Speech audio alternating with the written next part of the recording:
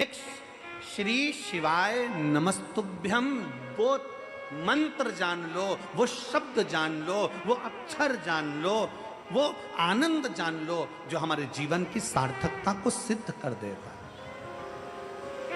दीपावली पर अपने अपने घर की सफाई करो, दीपावली पर अपना दरवाजा साफ करो, दीपावली पर अपने दरवाजे को साफ करो, मना नहीं। पर दीपावली पर एक नियम बनाओ कि मैं अपने दरवाजे पर बंदरवाल लगाऊं ना लगाऊं, मैं अपने दरवाजे पर आम पत्ता लगाऊं ना लगाऊं, मैं अपने दरवाजे पर लाइट लगाऊं ना लगाऊं, पर अपने दरवाजे पर श्री शिवाय नमस्तुभ्यम जरूर लिखूंगी, जिससे मेरे जीवन की सार्थकता सिद्ध हो।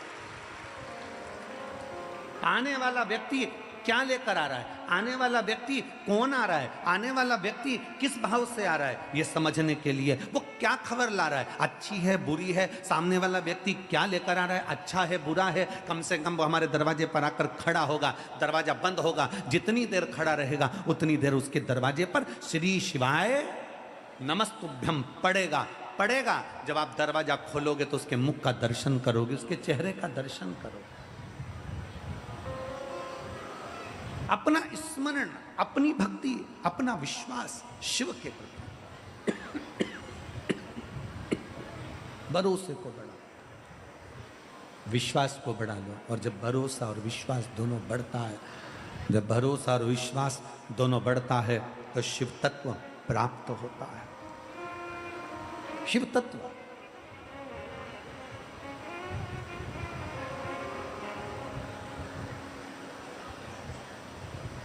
रावण पापी था, रावण दुराचारी था, रावण अधर्मी था। कल हमने कथा में कहा था, पर रावण गद्दार नहीं था। कल कथा में कहा था।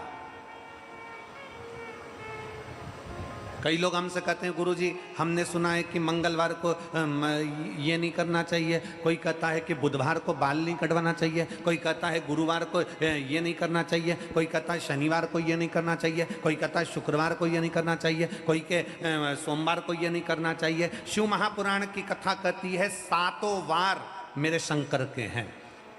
नक्षत्र शिव ने बनाया, काल शिव ने बनाया, पंचांग शिव ने बनाया, समय शिव ने बनाया, घड़ी शिव ने बनाया। इसलिए उसको महाकाल कहते हैं क्योंकि उसने काल बनाया, घड़ी बनाई, पल बनाया, नक्षत्र बनाया, सब कुछ उसने बनाया। रविवार उसका है, सोमवार उसका है, मंगलवार उसका है, बुधवार, गुरुवार, शुक्रवार, शनिवार, ये सब वार उसके हैं। शिव महापुराण की कथा कहती है, कोई कहता है कि हमें रविवार को ये नहीं करना, बुधवार को ये नहीं करना, सोमवार को ये नहीं करना, मंगलवार को ये नहीं करना। शिव महापुराण की कथा कहती है 7 वार तुम्हारी मर्जी पड़े वो करो, पर इतना याद रखो कि 7 दिन तुम्हारा मन पड़े वो करो, पर इतना याद रखो कि 7 दिन किसी के दिल को ठेस ना पहुंचे वो कभी ना करो। सब कुछ करो पर किसी का बुरा मत करो। तुम्हारा मन पड़े जो करो 7 दिन, पर किसी का बुरा मत करिए। क्यों? क्योंकि मान लो तुम 7 में एक दिन बाल नहीं कटाओगे तो क्या बहुत बड़े तपस्वी कहला जाओगे? मान लो एक दिन तुमने भोजन नहीं करा तो क्या तप साधना कहला जाएगी? नहीं। शिव महापुराण की कथा कहती है, कोई कहता है मैं प्याज नहीं खाता, कोई कहता है मैं लहसुन नहीं खाता, कोई कहता है मैं ये नहीं खाता, कोई कहता है मैं वो नहीं खाता। निवेदन है, तुम कुछ खा रहे हो ना खा रहे हो उससे मतलब नहीं है, बस इतना याद रखो कि किसी का दिल मत दुखाओ और किसी का हराम का धन मत खा जाओ, बस इतना याद है। आप किसी का धन ना खाइए, आप किसी की प्रॉपर्टी ना खाइए, आप किसी का पैसा ना खाइए, आप किसी का वैभव ना खाइए। वो धन कैसे निकलता है, किस रूप में निकलता है, हम पहले भी कथा में कहे हैं। 2 भाई थे, 2 भाई सगे 2 भाई।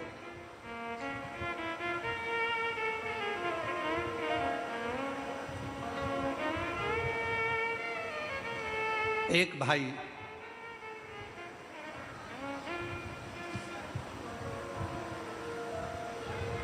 कुंवारा था, एक की शादी हो गई थी,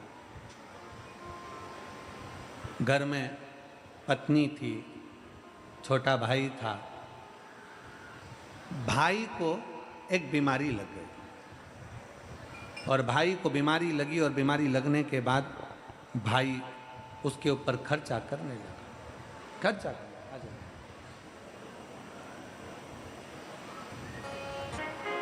शिव तत्व है।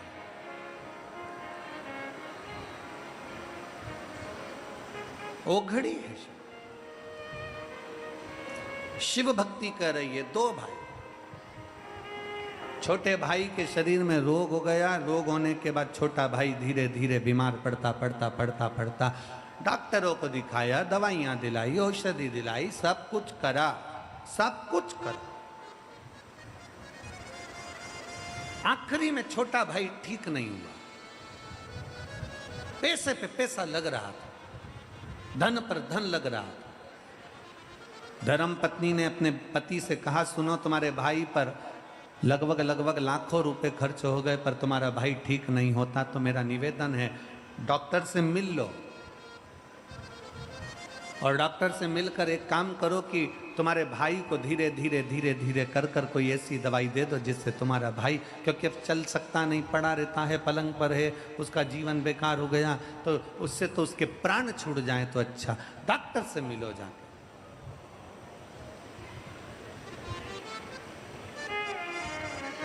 रो मत बेटा, आ जाओ, रो नहीं। एक शिव भक्त,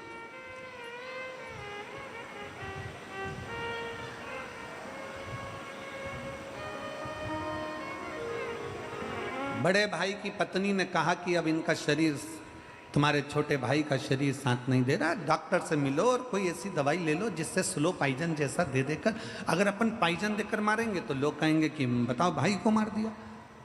कोई दवाई ऐसी दे दी जाए जो धीरे धीरे तुम्हारा छोटा भाई, अब शरीर में कब तक पैसा लगाओगे, वो शरीर काम का नहीं है। बड़े भाई ने कहा ठीक है, डॉक्टर से जाकर मिले। डॉक्टर ने एक दवाई दे दी, 2 बूंद ये दवाई देते रहना, किसी को मालूम ना पड़े, और वो मरीज गया। डॉक्टर कभी ऐसी दवाई नहीं देता कि किसी के प्राण छूटे। ये बड़ा भाई डॉक्टर के पास नहीं गया था, ये बड़ा भाई किसी हाकिम के पास पहुंच गया, किसी अन्य के पास पहुंच गया, और थोड़ा धन देकर उसी को डॉक्टर बनाकर उसी से धन देकर दवाई लेकर आ गया। डॉक्टर कभी बुरा नहीं करता। हमने पहले भी कहा कि डॉक्टर शिव का एक रूप होता है। ये दवाई लाया, दवाई लाकर अपनी पत्नी को दी, पत्नी 2 बूंद डालती जाए, देती जाए, धीरे धीरे भाई मर गया। प्रॉपर्टी पूरी हो गई, अपनी जमीन जायदाद अपनी हो गई, समय बीत गया। बड़े भाई के घर में औलाद नहीं थी। जैसे ही छोटा भाई मरा, उसके 1 साल बाद छोटे भाई मरने के बाद में भाई की पत्नी को औलाद हो गई। समय आया, समय आने पर बच्चा बड़ा हुआ, बड़ा होकर बच्चा और बड़ा हुआ, बड़ा होने के बाद में फिर उस बच्चे का विवाह हुआ। विवाह होने के बाद उसकी भी पत्नी आ गई। पत्नी आने के बाद फिर उसकी तबीयत उस बच्चे की खराब हुई। बच्चे की तबीयत खराब हुई तो बाप को मालूम पड़ा कि असाध्य रोग हो गया है, जो रोग समाप्त नहीं हो रहा। बाप अपने उस बेटे के पास में बैठा था, बहू रो रही थी, माँ रो रही थी, और बेटे के पास रोता आंख से आंसू ढाल रहा, आंख से आंसू निकल रहे। भगवान तूने क्या कर दिया, मेरे बेटे को कौन सा रोग दे दिया, मेरे बेटे को कितनी बड़ी तकलीफ दे दी, भगवान तूने क्या कर दिया। अंतिम क्षण था, रो रहा था, तड़प रहा था। पूरा घर बिक गया, जमीन बिक गई, जायदाद बिक गई, बेटे को सही कराने में सारी जमीन जायदाद बिक गई, पूरा धन चले गया। तब बाप रोते रोते बोला, बेटा न अब तो कुछ भी नहीं बचा, तेरी माँ के जेवर तक चले गए, सब कुछ चले गया, अब तेरी पत्नी के तन के जेवर भी चले गए, पर तू ठीक नहीं हो पा रहा बेटा, तुझे क्या हो गया, कौन क्या कर गया, समझ में नहीं आता। तब आखिरी में शिथिल सा बेटा पलंग से उठकर बोला, भैया मैंने अपने हिस्से की प्रॉपर्टी पूरी अपने ऊपर खर्च करवा ली।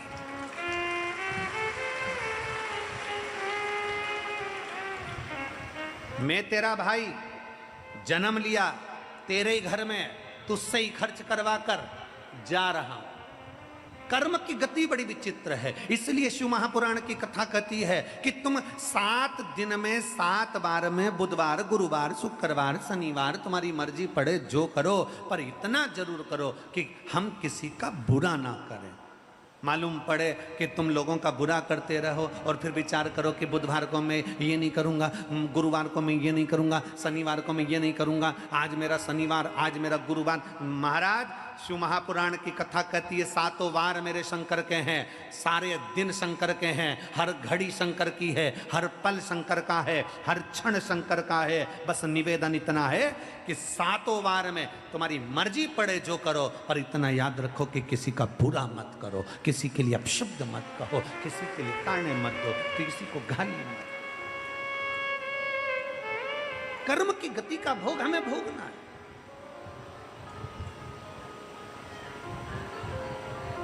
कोई दूसरा कर्म गति का भोग भोगता ही नहीं है।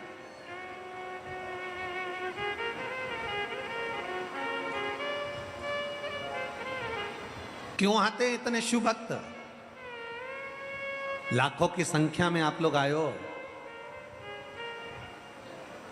लाखों की संख्या में आप लोग आए हो और पूरी रात से आ रहे हो। पंडाल में जगह नहीं, धूप में बैठे हुए हो।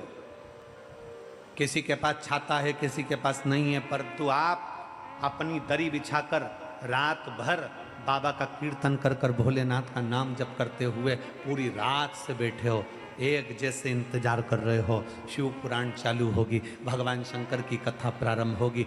क्या है शिव पुराण में? भगवान शंकर के सामने ईश्वर जी गोरा जी बनकर शिव पार्वती जब आकर बैठे, गणा और गोर बनकर शंकर पार्वती जब कथा सुनने के लिए बैठे, शंकर भगवान की कथा स्वयं शंकर सुनते हैं।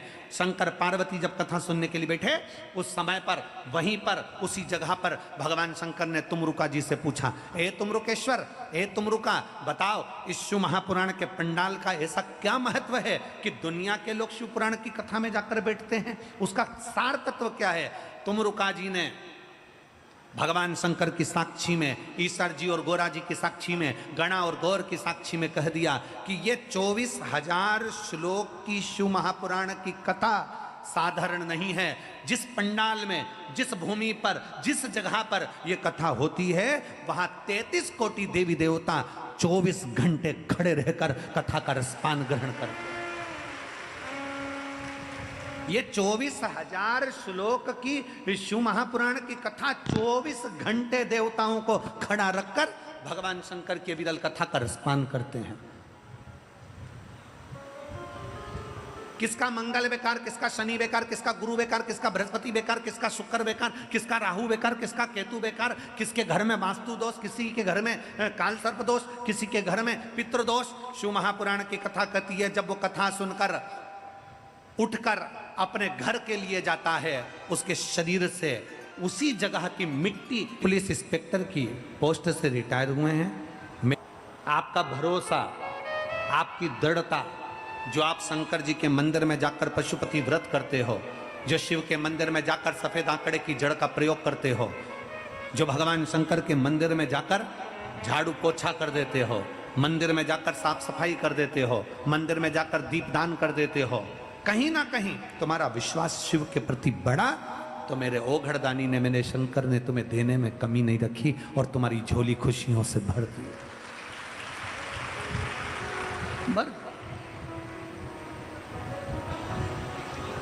प्रतिदिन अच्छा सोचो, अच्छा विचारो, अच्छा करने का प्रयास करो। अच्छा सोचिए, अच्छा विचारिए और अच्छा करने का प्रयास करिए। हमारा नियम है, हम हमारे भोले बाबा की सेवा करते हैं, हमारे ठाकुर जी की सेवा करते हैं, हम हमारे शंकर जी की सेवा करते हैं, शालिग्राम जी की सेवा करते हैं, लड्डू गोपाल जी की सेवा करते हैं, कल्लू जी की। तो हमारा नियम है, हम रोज प्रतिदिन इस व्यासपीठ पर आते हैं, तब व्यासपीठ से जाते हैं, तब रोज झोली पसार कर, आपने देखा भी होगा कि हम झोली पसार कर प्रणाम करते हुए एक ही चीज कहते हैं, मेरे बाबा, किसी स्त्री की, किसी महिला की गोद खाली मत रखना और किसी पुरुष की जेब खाली मत रखना। बस इतना ध्यान रखे मेरे बाबा, इतनी कृपा करना, इतनी दया करना, इतनी करुणा करना कि किसी स्त्री की, किसी महिला की गोद खाली ना रहे। किसी महिला की गोद खाली ना रहे, इतनी कृपा करना, इतनी दया करना। और किसी पुरुष की जेब खाली ना रहे, ये करुणा करिए आप।